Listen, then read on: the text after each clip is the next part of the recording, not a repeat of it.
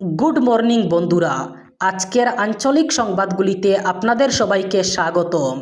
আজ হলো 31 মে শনিবার। আজকের সকালের গুরুত্বপূর্ণ খবরগুলি হলো: চাকরি প্রার্থীদের জন্য খুশির খবর, এবার উচ্চ মাধ্যমিক যোগ্যতায় লোক নিচ্ছে প্রতিরক্ষা বাহিনী, শূন্য পদ বেশ কয়েকটি। বিস্তারিত থাকবে প্রতিবেদনে। মারণাস্ত্রের অনুজ্ঞাপত্র, ক্যাবিনেট সিদ্ধান্তের বিরোধিতায় এবার কংগ্রেস এবং ইউডিএফ। ভারী বৃষ্টি শিলচরে, জলের তলায় শিলচর পঞ্চায়েত রোড, নাজেহাল পথচারী সহ স্কুল কলেজ পড়ুয়ারা। রাজ্যের কলেজগুলোতে ভর্তি সমস্যা নিয়ে বৈঠক, মুখ্যমন্ত্রী ডক্টর হিমন্ত বিশ্ব শর্মার জরুরি নির্দেশ। গত 7 দিন ধরে নিখোঁজ কাশীপুরের এক যুবক, উৎকণ্ঠায় পরিবার, সাহায্যের আবেদন। এবার সৌদি সফরে পাকিস্তানের মিথ্যাচার ফাঁস করলেন ওয়েসি, ভারতে 24 কোটি গর্বিত মুসলমানের বাস, মন্তব্য মিম প্রধান আসাদুদ্দিনের। এবার সিবিআইয়ের হাতে গ্রেফতার ইডি অফিসার, চাঞ্চল্যকর ঘটনা। প্রশাসনের বিরুদ্ধে খবর, হয়রানিতে ফেসবুক লাইভে স্ত্রীর সঙ্গে বিষ খেয়ে নিজেদের শেষ করার চেষ্টা সাংবাদিকের। এক ভয়ঙ্কর দুর্ঘটনা, মিজোরামে গভীর খাদে পণ্যবাহী লরি, আহত চালক এবং সহচালক। এবং থাকবে বরাক উপত্যকার 3 জেলার আজকের আবহাওয়ার খবর। এবারে শুনুন বিস্তারিত। প্রথম খবর, চাকরি প্রার্থীদের জন্য খুশির খবর। দেশের অন্যতম বৃহত্তম কনস্টিটিউশনাল বডি অথবা সাংবিধানিক সংস্থা ইউপিএসসির তরফে শূন্য পদে কর্মী নিয়োগের বিজ্ঞপ্তি প্রকাশিত হল। ভারতীয় যুব সমাজের মধ্যে বিপুল পরিমাণ চাকরি প্রার্থী ভারতের সেনাবাহিনীর সঙ্গে যুক্ত হওয়ার জন্য আগ্রহী থাকেন। তাদের জন্যই এবার ন্যূনতম উচ্চ মাধ্যমিক পাস যোগ্যতায় নিয়োগের সুযোগ করে দিচ্ছে ইউপিএসসি। ন্যূনতম উচ্চ মাধ্যমিক পাস যোগ্যতা থেকে চাকরি প্রার্থীরা ভারতীয় সেনা বিভাগে সরাসরি অফিসার পদে নিযুক্ত হওয়ার সুযোগ পেয়ে থাকেন। তাই গুরুত্বপূর্ণ এই নিয়োগের বিস্তারিত তথ্য সহজ সরলভাবে বুঝিয়ে দেওয়া হয়েছে ইউপিএসসির ওয়েবসাইটে। জীবন এবং সম্পত্তির ক্ষেত্রে হুমকি থাকা এলাকার ভূমিপুত্র, উপজাতি এবং আদিবাসীদের সরকার মারণাস্ত্র রাখার অনুজ্ঞাপত্র দেবে বলে ঘোষণা করেন মুখ্যমন্ত্রী হিমন্ত বিশ্ব শর্মা। তিনি বলেছেন, ভার্নালেবল অ্যান্ড রিমোট এলাকায় আত্মরক্ষার জন্য ভূমিপুত্রদের বন্দুকের লাইসেন্স দেওয়া হবে। তবে রাজ্যের স্পর্শকাতর এবং দুর্গম এলাকার ভূমিপুত্র, উপজাতি এবং আদিবাসীদের আর্মড লাইসেন্স দেওয়ার ক্ষেত্রে সরকারি সিদ্ধান্তের বিরোধিতা করেছেন প্রাক্তন প্রদেশ কংগ্রেস সভাপতি ভূপেন বরা এবং ইউডিএফ বিধায়ক আমিনুল ইসলাম জুনিয়র। কিন্তু শৃঙ্খল চাহিলা আশু নেতা ডক্টর সমুজ্জ্বল কুমার ভট্টাচার্য সহ বিভিন্ন স্বত্বাধিকার সরকারের এই সিদ্ধান্তের প্রতি পূর্ণ সমর্থন জানিয়েছেন। ভারী বৃষ্টিতে জলের তলায় শিলচর পঞ্চায়েত রোড, স্থানীয় জনগণ সহ গাড়ি চালকরা প্রাণের ঝুঁকি নিয়ে যাতায়াত করছেন। গতকাল ভারী বৃষ্টিপাতে জলের তলায় শিলচর পঞ্চায়েত রোড এলাকা। জল নিষ্কাশনের ব্যবস্থা না থাকার কারণে বৃষ্টির জল রাস্তায় উঠে যায়। এতে নাজেহাল হতে হয় সাধারণ মানুষের। পথচারীরা প্রাণের ঝুঁকি নিয়ে জমা জলের মধ্য দিয়ে স্কুল কলেজের ছাত্রছাত্রীরা রাস্তা দিয়ে প্রায় দিন যাতায়াত করতে হয়। নালা বন্ধ থাকার কারণে বৃষ্টির জল রাস্তায় উঠে যায়, এর কারণে দুর্ভোগ পোহাতে হয় স্থানীয়দের। পঞ্চায়েত রোডের জমা জলের সমস্যার সমাধান না হলে যে কোনো মুহূর্তে বড় ধরনের অঘটন ঘটার আশঙ্কা তারা করছে জনগণকে।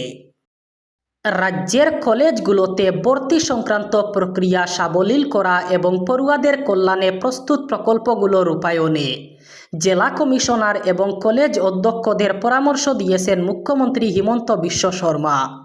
এক ভিডিও কনফারেন্সে মুখ্যমন্ত্রী এই পরামর্শ দিয়ে বলেন, স্নাতক স্তরে ভর্তির প্রক্রিয়ায় যাতে কোনো ধরনের সমস্যা না হয় সেই ব্যবস্থা গ্রহণ করতে হবে। কলেজগুলোতে এ যাবৎ কী পরিমাণ আবেদনপত্র গ্রহণ করা হয়েছে সে বিষয়টি সম্পর্কে তথ্য সংগ্রহ করে তিনি নিযুত ময়না প্রকল্প এবং প্রজ্ঞান ভারতী প্রকল্পের অধীনে বাণীকান্ত কাকতি মেধা পুরস্কার প্রদানের অগ্রগতি পর্যালোচনা করেন। শিলচর শহরতলি কাশীপুর প্রথম খণ্ড এলাকা থেকে নিখোঁজ আজাদ হোসেন বরবুইয়া নামের এক যুবক। গত শুক্রবার সকাল 9টা থেকে তিনি নিখোঁজ রয়েছেন। 7 দিন পার হলেও এখনও পর্যন্ত তার কোনো খোঁজ মিলেনি। উৎকণ্ঠায় দিন কাটাচ্ছেন তার পরিবার পরিজন। এ নিয়ে রংপুর আউটপোস্টে নিখোঁজ সংক্রান্ত এফআইআর দায়ের করেছেন পরিবারের সদস্যরা। নিখোঁজ আজাদের বাবা হাফিজুল লতিফ উদ্দিন জানান, সেদিন সকালে বাড়ির পাশ থেকে কাউকে কিছু না বলে একটি অটোরিকশায় উঠে চলে যায়। এরপর আর বাড়ি ফিরেনি সে।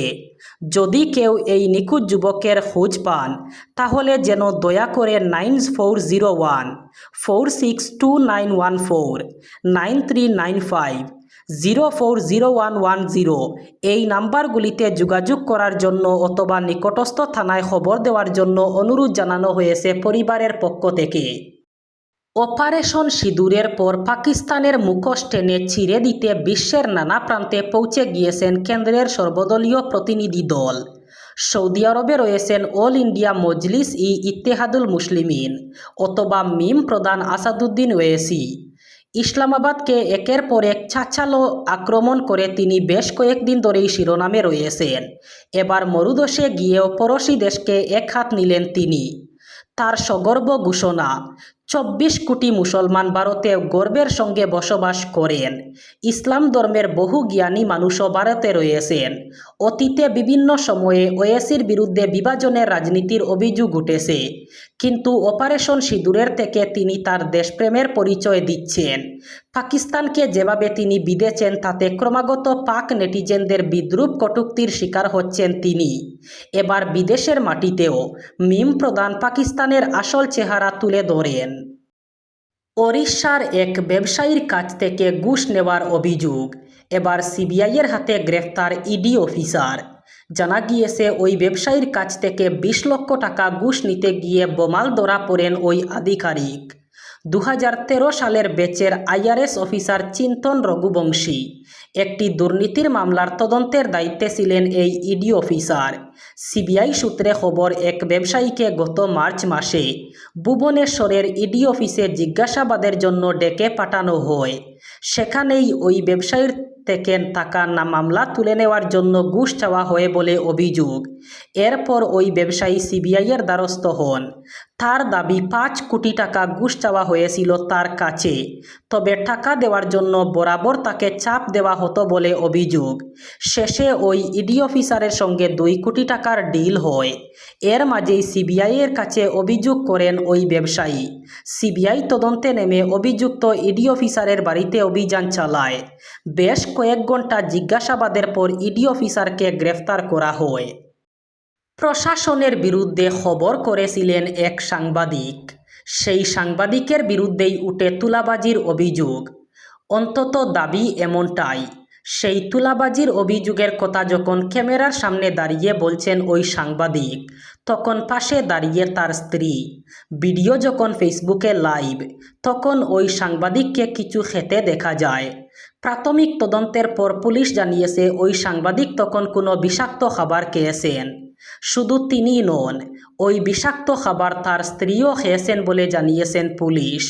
প্রশাসনের বিরুদ্ধে সরব হয়ে হেনস্থার শিকার হওয়া ওই দম্পতির নিজেদের শেষ করার ঘটনার চেষ্টায় ঘটনা বিস্মিত করেছে সকলকে। দম্পতির বিষপানের ভিডিও ভাইরাল হয়েছে সোশ্যাল মিডিয়ায়। ঘটনাটি উত্তরপ্রদেশের পিলবিটের। পুলিশ জানিয়েছে ওই দম্পতি স্থানীয় জেলা হাসপাতালে চিকিৎসাধীন। ঘটনার তদন্ত শুরু করেছে পুলিশ। মণিপুরের চুরাচাঁদপুর থেকে আদা বোঝাই করে বাগাবাজারের উদ্দেশ্যে আসার পথে চুরাচাঁদপুর আইজল সড়কে এক মর্মান্তিক দুর্ঘটনার কবলে পড়ল একটি পণ্যবাহী লরি। পাহাড়ের জল কাদায় থই থই সড়কে বাঁক নেওয়ার সময় চালক নিয়ন্ত্রণ হারালে আদা বোঝাই লরি গভীর খাদে পড়ে যায়। এই দুর্ঘটনায় চালক ও সহচালক গুরুতর আহত হয়েছেন বলে খবর। জানা গিয়েছে দুর্ঘটনার শিকার লরির মালিক, চালক ও সহচালক সবাই কাছাড় জেলার দলাই থানা এলাকার রুকনি 2 খণ্ডের বাসিন্দা। দুর্ঘটনার খবর পেয়ে ইতিমধ্যেই ঘটনাস্থলের উদ্দেশ্যে রওনা হন তাদের পরিবারের সদস্যরা। দীর্ঘদিন ধরে সংস্কারের অভাবে মিজোরামের সড়কগুলির বেহাল দশা বর্তমানে চরম আকার ধারণ করেছে। এবার বরাক উপত্যকার 3 জেলার আজকের আবহাওয়ার খবর। আজ অর্থাৎ 31 মে শনিবার বরাক উপত্যকার 3 জেলায় বৃষ্টিপাতের সম্ভাবনা। আজ শিলচর কাছাড়ে সর্বোচ্চ তাপমাত্রা থাকবে 28 ডিগ্রি সেলসিয়াস এবং সর্বনিম্ন তাপমাত্রা থাকবে 25 ডিগ্রি সেলসিয়াস। শ্রীভূমি করিমগঞ্জে আজ সর্বোচ্চ তাপমাত্রা থাকবে 28 ডিগ্রি সেলসিয়াস এবং সর্বনিম্ন তাপমাত্রা থাকবে 25 ডিগ্রি সেলসিয়াস। হাইলাকান্দি জেলায়ও আজ সর্বোচ্চ তাপমাত্রা থাকবে 28 ডিগ্রি সেলসিয়াস এবং সর্বনিম্ন তাপমাত্রা থাকবে 25 ডিগ্রি সেলসিয়াস। এই ছিল আজকের সকালের গুরুত্বপূর্ণ খবরগুলি। ভিডিওটি অবশ্যই লাইক করবেন এবং চ্যানেলটি সাবস্ক্রাইব করবেন।